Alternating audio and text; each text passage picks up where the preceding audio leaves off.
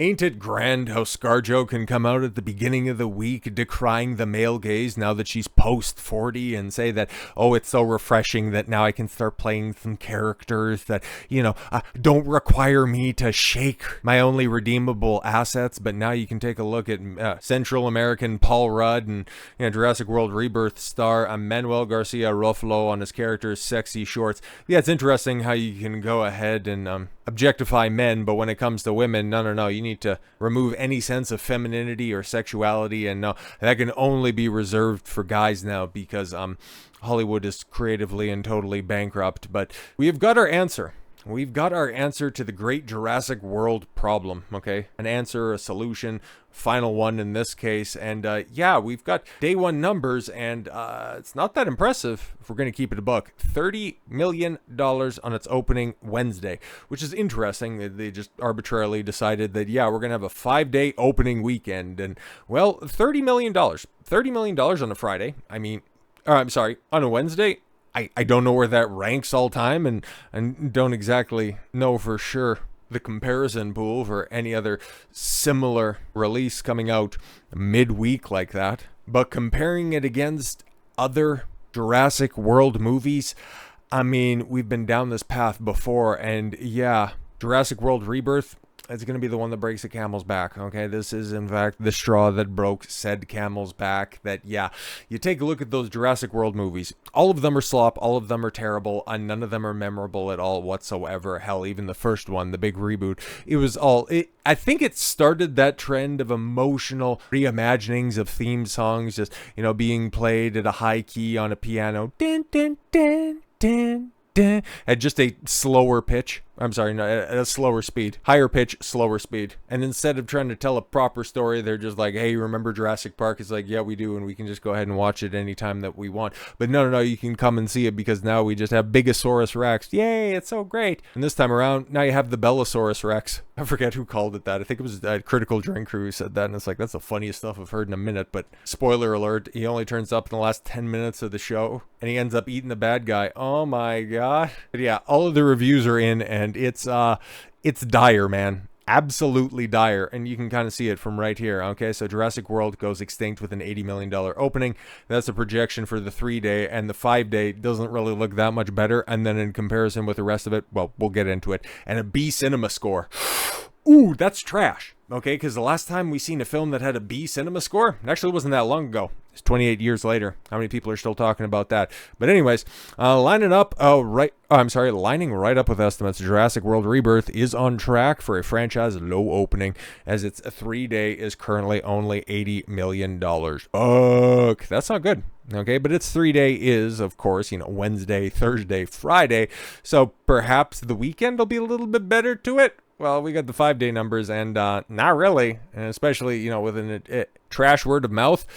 I don't expect this to be doing very well. It's wild, man, because every other one of those slop Jurassic World movies made over $1 billion, but with Dominion, it barely cracked that billion, so perhaps that was the tipping point, but this right here, it's not going to come close, because I don't imagine Walk Up is going to be terribly strong, mostly because everything is all lined up perfectly with estimates. So don't anticipate anything higher than what, 700 million maybe, and perhaps Superman is just the next greatest thing ever, and we'll be talking slightly about that tomorrow, which ends up undercutting this further.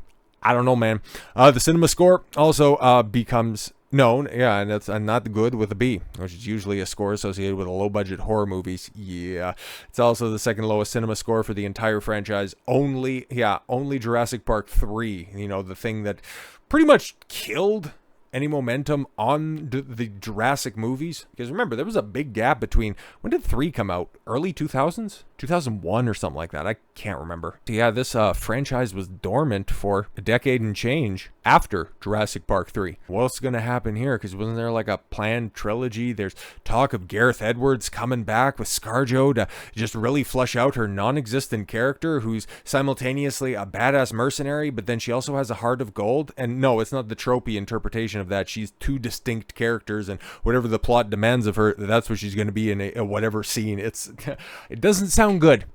Long story short, Rotten Tomatoes audience score also comes with a cool 73%, lower than Dominion, with critics score is at a rotten 51%. But yes, regarding Jurassic World Rebirth, 5-day holiday weekend estimates through the 3-day $80 million lands exactly where estimated. Sites like Deadline are offering a 5-day at a higher $133.5 million. Previously, they estimated 120 to 130, which still has it behind Lilo and Stitch and the Minecraft movie. Ooh, boy, that's not good. Regardless, yes, the 133.5 pales in comparison to Jurassic World Dominion, $145 million 3-day back in 2022.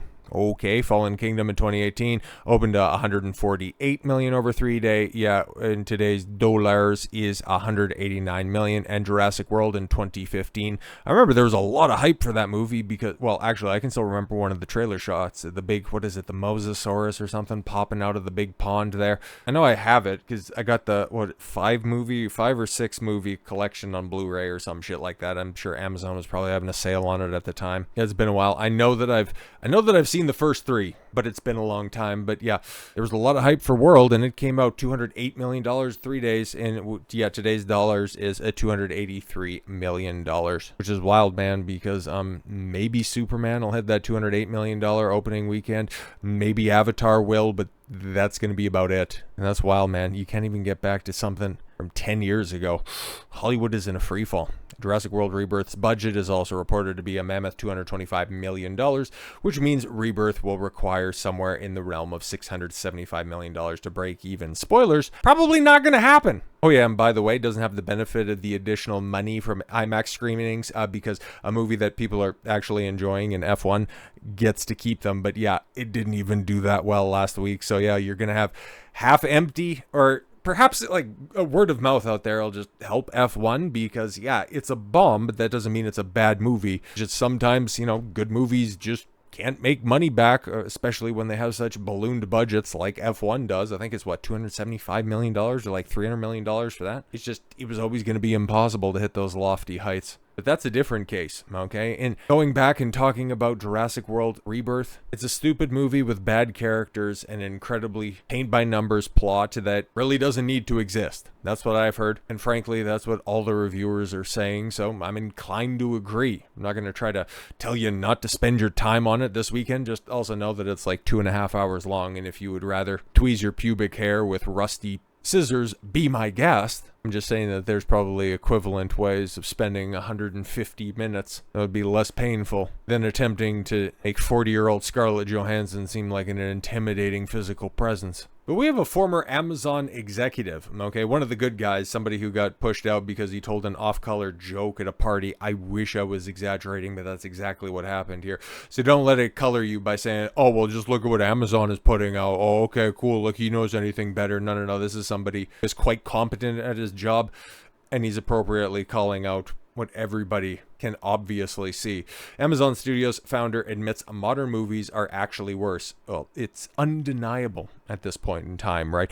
Because just in 2025, right, like as it sits right now, I think probably after this weekend, or at least by the end of the month, it's probably going to be usurped by Lilo and Stitch, which even the people that kind of like the live action remake cannot even say that the original animated feature is better than it. Same thing with How to Train Your Dragon. It's the best live action adaptation, but it's, a shot for shot remake. So, okay, so why do you need it? Oh, because studios are out of ideas and they need to produce movies. Oh, okay, fantastic. Roy Price, the founder of Amazon Studios, recently admitted that modern Hollywood films are actually worse than films created in the past, and that Hollywood has a massive quality problem. In a recent Substack article titled, "Can Anyone Develop Movies Around Here?" Price observed that the quality of films that Hollywood studios are making in recent years have actually gotten worse. After discussing New York Times a top 100 films list of the current century and when they were released, Price shared his thoughts, which is hilarious because I actually had that brought up after this so we could go through the top 35, and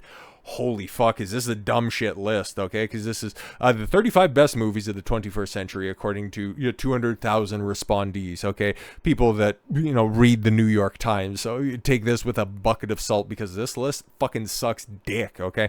Like, I haven't heard of a lot of these films, and the ones that I have, it's like, it's wonky placing, okay? So you got Brokeback Mountain at 30. You got Into the Spider-Verse at 34. Spoilers, that's one of 2 superhero movies that are on there, and no MCU movies. Fucking lol. But Once Upon a Time in Hollywood, it's probably the most, well, okay, Dune Part 2 came out last year, but the 27th best film to come out since since 2000. Like, fuck right off. Portrait of a Lady on Fire, The Departed. I think that's probably Scorsese's most overrated work. Ooh, is that too spicy? Could also be The Irishman, but I haven't seen The Irishman. I remember watching The Departed, but whatever. Well, it's a remake of a fucking, South Korean movie, so there we go. Creatively bankrupt, and that's the first one that got Scorsese an Oscar, which is very much ridiculous, okay? His 70s, 80s, and 90s output is 1,000 times better, but anyways, okay. Inception, Oppenheimer at 23, and Inception at 24. Okay, even if you like that film, name me one character from that movie. Grand Budapest Hotel. You could put in any fucking Wes Anderson film right there, and it really wouldn't much matter, man. Oh, that's just the one where Ray Fiennes is a fucking bellhop. Fantastic.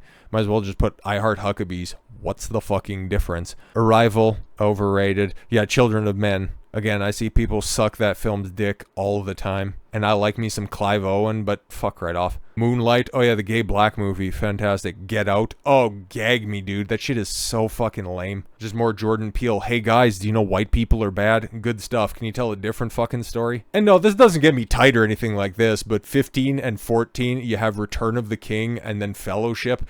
No Two Towers on this list. And spoilers, in the top 100, Two Towers is not even on there. What a fucking joke of a list. So yeah, there's 13 films better than 1 and 2 of The Lord of the Rings. Like, fuck right off. Everything Everywhere All at Once. Yeah, okay. In the Mood for Love, Inglourious Bastards, The Social Network, Eternal Sunshine of the Spotless Mind, Spirited Away.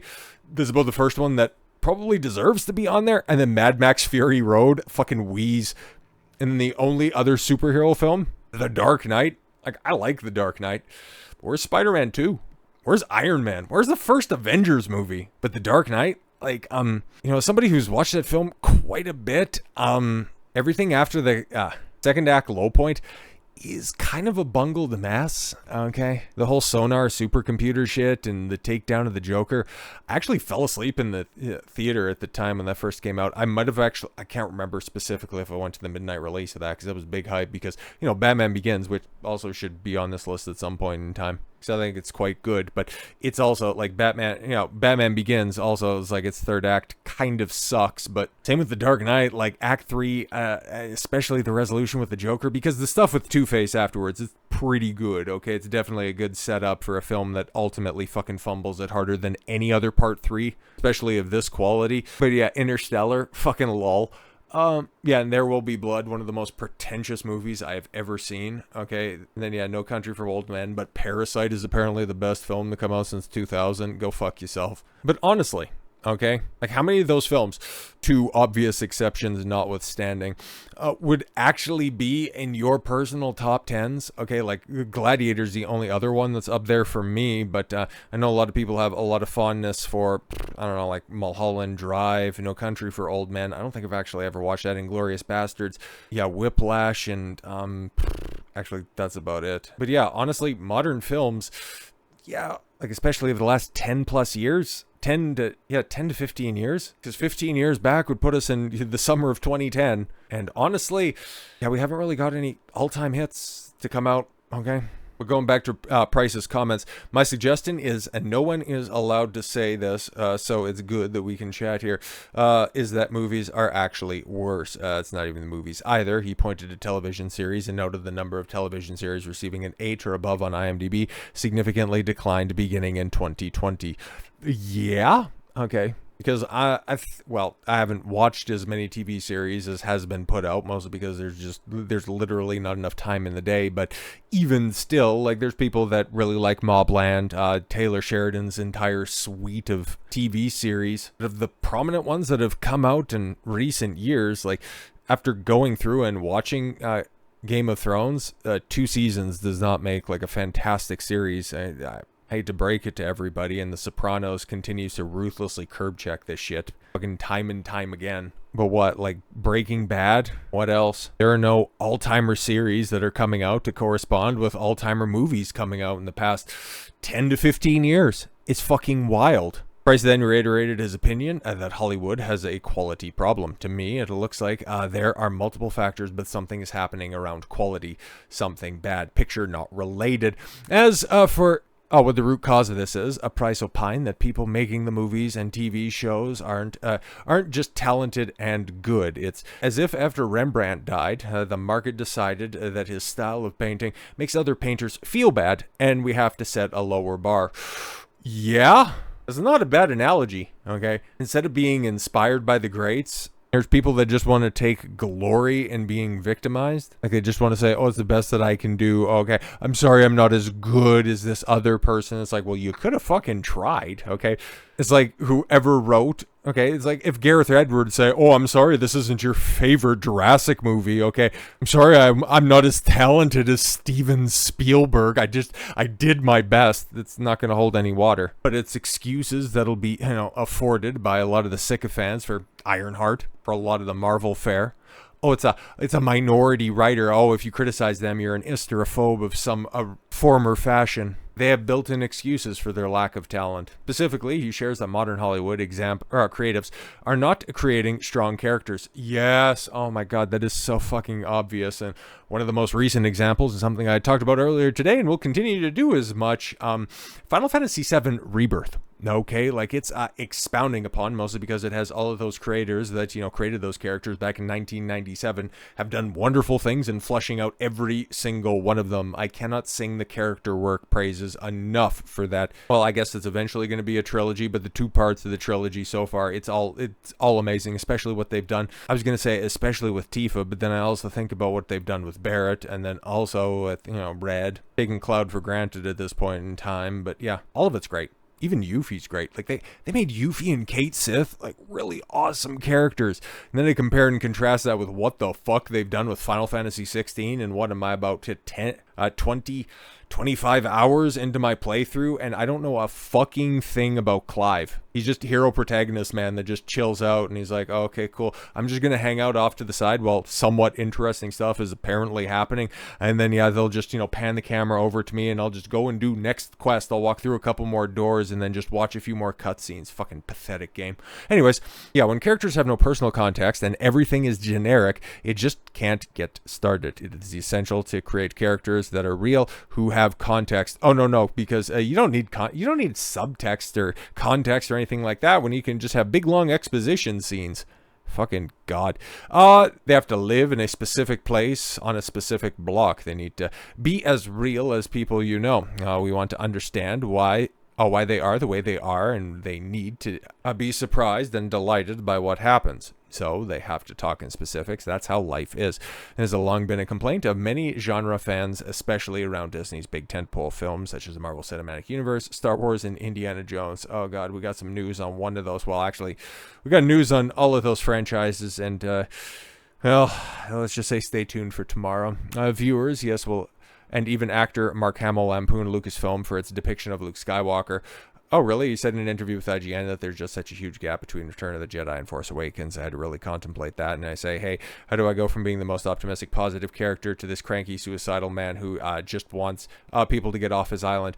Oh, because apparently you got married and had a kid, and then he just seppuku'd himself because you had unregulated lightsabers at your place, because apparently that was the idea that you had for how Luke could end up becoming a hermit. And that's what you told Rian Johnson, and you tried to channel in your performance in The Last Jedi. God damn it, man. Everything has become sloppier. Everything has become degraded when it comes to entertainment. We can say full stop, okay? This cultural malaise that we've been in, something that I have recognized for people will say, everything really hit a tipping point in 2016, but I would even say well before that. We really started to rot. Instead of at the beginning of the Trump era, I'd start to put it at the beginning of the Obama era when you started to replace a feels instead of prioritizing reals, when we traded away reason for emotions. That's when things really started to fuck up, because emotions are fleeting. They might feel good in the moment, okay? It's like the Aldous Huxley. Everybody just goes and experiences the feelies at the theater. Well, they have a big rush of emotions coming out of it, but then ultimately it's like a junk food buffet. You get all full, but then you have no nutrients underneath any of that, because the moment that there's just a little bit of scrutiny, okay, the moment that you just get this little niggling feeling in the back of your head that, oh yeah, that doesn't make a lot of sense, and then everything starts to unravel. I think culture died in on and around 2006, 2008, somewhere in on and around that era. And now that we're seeing many other people pick up on that thread, perhaps, and I don't think it's something that's going to happen anytime soon, but perhaps we can create something new from this cultural ash. Either that, or we'll just all roll around together and we'll all just become dirty, disgusting messes that can be cast in Jurassic Part 12. So with all that said, thank you very much for the gift of your time. I've been Don Consuelo. I want you to follow your gut and get after it. Take care, everyone.